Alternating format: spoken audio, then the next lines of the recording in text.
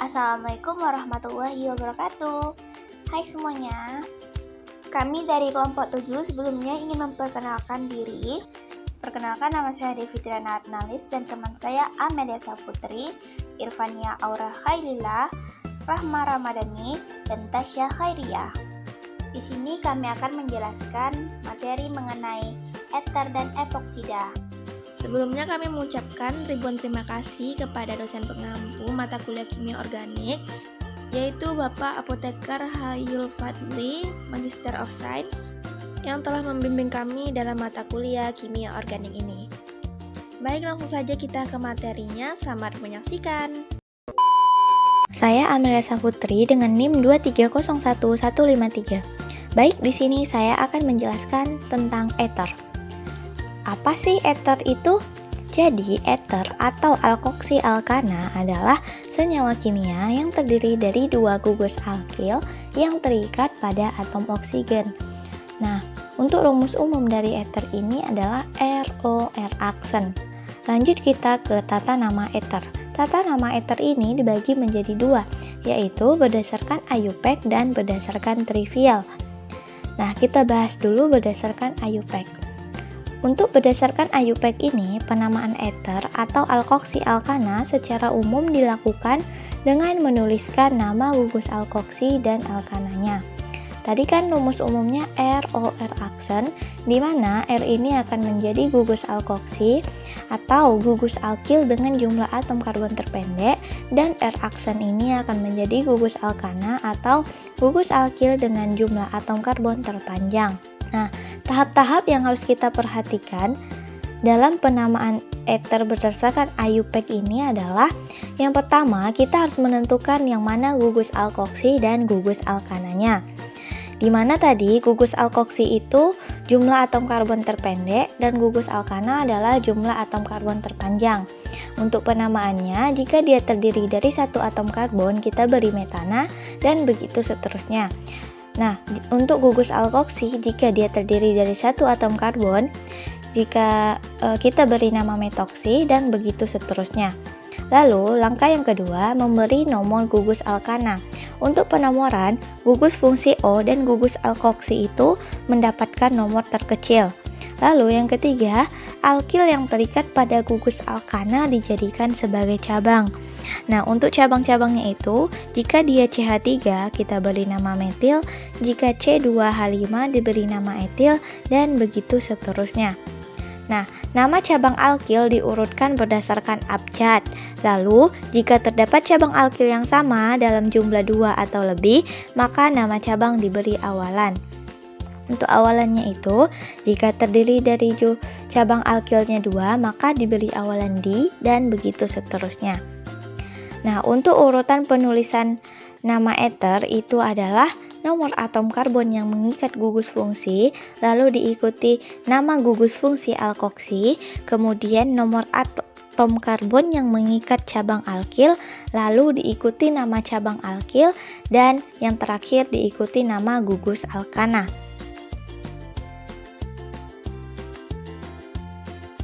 Nah, masuk kita ke contoh. Di sini contohnya ada CH3OCH3, di mana gugus yang terikat pada gugus fungsi O sama-sama CH3, sehingga alkoksi dan alkananya sama-sama CH3, dengan nama alkoksinya metoksi dan nama alkananya yaitu metana. Jadi, nama untuk senyawa ini adalah metoksi metana. Nah, lanjut kita ke contoh yang kedua, di mana di sini gugus alkoksinya yaitu yang di sebelah kanan CH3, lalu gugus alkananya yaitu yang di sebelah kiri. Karena terdiri dari 3 atom karbon, kita beri nama propana. Lalu, lanjut kita beri penomoran. Penomorannya kita beri dari kanan ke kiri supaya gugus fungsi O dan gugus alkoksinya mendapatkan nomor yang terkecil. Jadi, nama senyawa ini adalah 1-metoksipropana. Nah, lanjut contoh yang ketiga, yaitu di sini yang menjadi gugus alkoksi adalah yang di bawah, CH2CH3. Dan yang menjadi gugus alkana itu yang di atas, yang rantai karbonnya terpanjang, CH3CH, CH2, CH2, CH3. Nah, Untuk nama gugus alkoksinya itu adalah etoksi karena terdiri dari 2 atom karbon, dan untuk nama gugus alkananya itu adalah pentana karena dia terdiri dari 5 atom karbon. Lalu kita beri nomor, penomorannya sama. Jadi nama untuk senyawa ini adalah 2 etoksi pentana. Tata nama trivial. Nah, berdasarkan trivial ini tadi kan rumus umumnya ROR aksen. Nah, untuk R ini akan menjadi gugus alkil dan R yang satunya lagi juga akan menjadi gugus alkil baik alkilnya sama ataupun berbeda. Nah, untuk urutan penulisannya itu yaitu nama cabang alkil yang pertama, kemudian nama alkil yang kedua dan diikuti kata eter. Nah, masuk kita ke contoh. Di sini contohnya ada CH3OCH3, di mana kedua gugus alkil yang terikat pada gugus fungsi O sama-sama CH3 atau disebut dengan metil. Jika terdapat gugus alkil yang sama berjumlah lebih dari 1, maka perlu ditambahkan awalan di, sehingga nama untuk senyawa ini adalah dimetil ether. Lanjut contoh yang kedua. Alkil yang pertama kita beri nama metil dan alkil yang kedua kita beri nama etil. Nah, jadi nama untuk senyawa ini adalah etil metil ether. Contoh yang ketiga, alkil yang pertama kita beri nama etil karena dia terdiri dari 2 atom karbon. Alkil yang kedua kita beri nama propil karena terdiri dari 3 atom karbon. Maka nama untuk senyawa ini adalah etil propil ether. Saya Devi Trianalis akan menjelaskan mengenai epoksida. Nah, apa sih epoksida itu? Epoksida adalah ether siklik yang memiliki cincin beranggota 3, yaitu atom O mengikat 2 atom karbon. Untuk tata nama epoksida itu seperti biasa ada 2. Yang pertama trivial. Di sini kita tidak menggunakan yang namanya penomoran. Jadi untuk penamaan rantainya kita menggunakan tata nama alkena dan diakhiri dengan akhiran oksida. Bisa kita lihat pada contoh. Yang pertama, atom O mengikat 3 atom karbon. Jadi nama di alkenanya adalah propena atau yang biasa kita kenal dengan propilena dan ditambah dengan akhiran oksida. Jadi nama rantai tersebut adalah propilena oksida. Dan begitu pula dengan contoh yang kedua. Untuk tata nama IUPAC pada epoksida, di sini menggunakan penomoran. Tetapi penomorannya itu untuk nomor 1 dimulai dari atom O. Untuk penomoran selanjutnya itu yang paling dekat dengan substituen atau yang mengikat substituen. Lalu diberi penambahan nama oksirana, karena oksirana ini adalah nama lain dari epoksida. Seperti gambar yang pertama itu adalah struktur oksirana. Atom O yang mengikat 2 atom C. Nah, untuk nomor 2 itu ada yang namanya substituen. Karena oksirananya mengikat substituen yaitu CH3 atau yang bisa kita kenal dengan metil, maka namanya adalah 2-metil oksirana. Baik, di sini saya akan menjelaskan tentang perbedaan ether dan epoksida. Yang pertama, di sini ada ether, senyawa yang memiliki gugus alkil atau bisa disebut juga dengan aril yang terikat pada atom oksigen pusat, seperti di dalam etil ether CH3OCH3. Berbeda dengan epoksida.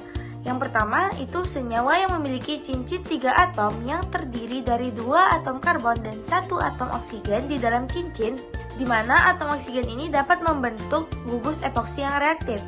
Nah, lanjut yang kedua, di sini ada ether cenderung kurang efektif daripada epoksida. Sedangkan epoksida memiliki ikatan oksigen yang sangat reaktif di dalam cincin epoksi yang membuatnya lebih mudah terlibat di dalam reaksi kimia. Lanjut yang ketiga, ether sering digunakan sebagai pelarut laboratorium dan industri. Sedangkan di epoksida digunakan di dalam pembuatan resin epoksi yang kuat dan tahan lama, di mana banyak digunakan di dalam konstruksi, otomotif, dan industri lainnya. Yang keempat, di sini ada ether. Ether tidak mengalami reaksi pembukaan cincin serupa secara spontan, berbeda dengan epoksida. Epoksida dapat mengalami reaksi pembukaan cincin untuk membentuk diol jika direaksikan dengan nukleofil seperti H2O atau bisa disebut juga dengan alkylamina. Eter ini pertama kali dibuat oleh seorang botani Rusia yaitu Valerius Cordus pada tahun 1540. Akan tetapi Dr. Crawford Williamson Long lah yang pertama kali menggunakan eter ini untuk melakukan anestesi. Beliau menggunakan eter untuk mengangkat tumor dari leher seorang pasiennya. Tetapi di era modern sekarang eter bukanlah untuk anestesi lagi karena sifatnya mudah terbakar. Lanjut kita ke sejarah dan perkembangan penggunaan epoksida. Nah, jadi epoksida pertama kali ditemukan pada tahun 1934 oleh seorang ilmuwan bernama Paul Schleck di Jerman. Nah, epoksida yang kita kenal pada saat sekarang ini disintesis pada tahun 1936 oleh Dr. Pierre Castan dari Swiss dan Dr. Saul Greenlee dari Amerika Serikat. Untuk formulasi epoksida ini pertama kali dipatenkan pada akhir tahun 1946 oleh perusahaan yang bernama Chiba. Dan untuk bidang komersial pertama yang dapat ditembus oleh epoksida adalah Dirgantara pada tahun 1950. Sifat kimia eter dan epoksida. Yang pertama, sifat fisik. Titik didih dan titik lelehnya. Eter memiliki titik didih yang sebanding dengan hidrokarbon dengan berat molekul yang sama. Nah, titik didih eternya ada di 34,6 Celcius, min 116,3 Celcius. Dan di titik didih epoksidanya ada 10,4 Celcius dan min 112,46 Celcius. Di kelarutan dalam airnya, eter sulit larut di dalam air karena kepolarannya rendah. Nah, di sifat kimia, di reaksi pembukaan epoksidanya terjadi pembukaan pada cincin apabila nukleofil menyerang C pada atom CO.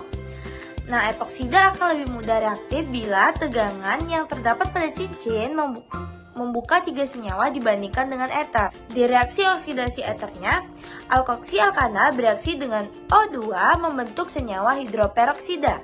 Nah, oksidasinya suatu eter dengan campuran kalium balkomat dan asam sulfat akan menghasilkan aldehid. Penggunaan eter dalam industri kimia yaitu melarutkan sesuatu yang tidak larut dengan baik di dalam air seperti lemak lilin dan aroma untuk parfum. Jadi parfum yang selalu kita gunakan itu mengandung eter. Eter bersifat mudah terbakar. Jadi sebaiknya kalau menggunakan parfum jangan langsung ke kulit. Yang kedua, digunakan sebagai bahan bakar eter digunakan untuk menaikkan mutu bensin. Jadi bahan bakar itu memerlukan eter untuk menaikkan mutunya. Yang kedua, penggunaan epoksida dalam pembuatan plastik. Alasan kenapa epoksida digunakan dalam pembuatan plastik karena epoksida banyak perekat dan pelapis mengandung epoksida sebagai komponen utamanya. Gugus epoksida dalam molekul bertanggung jawab atas reaktivitasnya yang tinggi. Epoksida umumnya digunakan dalam polimer dan resin. Yang ketiga, penggunaan medis eter dalam anestesi. Dimethyl ether atau yang dikenal sebagai kodein adalah penghilang rasa sakit yang efektif. Ethyl ether atau ether saja digunakan sebagai anestesi bedah pada tahun 1800. Sekarang udah diganti karena ether bersifat mudah terbakar. Baiklah, di sini saya akan menjelaskan tentang dampak lingkungan dan kesehatan. Yang pertama itu ada dampak lingkungan penggunaan eter dan epoksida. Jadi pada dampak lingkungan ini dibagi dalam beberapa konteks. Yang pertama itu non-degradable atau tidak bisa diurai karena senyawa-senyawa sintesis ini memiliki sifat yang tidak dapat diurai sehingga sulit untuk diuraikan oleh lingkungan. Yang kedua itu ada polutan. Jadi eter dan epoksida ini dapat menjadi polutan di lingkungan jika tidak diolah dengan benar. Kemudian pada efek kesehatan, jadi pada konsentrasi rendah eter ini dapat menyebabkan pusing, sedangkan pada konsentrasi tinggi dapat menyebabkan mual dan muntah. Kemudian yang kedua, kesehatan dan keselamatan dalam penanganan eter dan epoksida. Dan yang pertama, pastikan ruangan tempat penanganan memiliki ventilasi yang baik. Jadi tujuan memiliki ventilasi yang baik ini untuk menghindari paparan uap berbahaya. Lalu yang kedua, gunakan alat pelindung diri seperti sarung tangan, kacamata pelindung, dan jas pelindung. Yang ketiga, jangan menghirup uap eter dan epoksida, karena uap eter dan epoksida ini dapat menyebabkan sakit kepala, pusing, dan bahkan kehilangan kesadaran. Kemudian jangan makan dan minum selama penanganan senyawa kimia tersebut, karena itu berbahaya. Kemudian pastikan untuk menyimpan eter dan epoksida di tempat yang aman dan terkunci, agar tidak dapat diakses oleh pihak yang tidak berwenang. Lalu yang terakhir, jangan biarkan terkena mata atau kulit karena dapat menyebabkan iritasi atau bahkan kerusakan permanen. Sekian, terima kasih.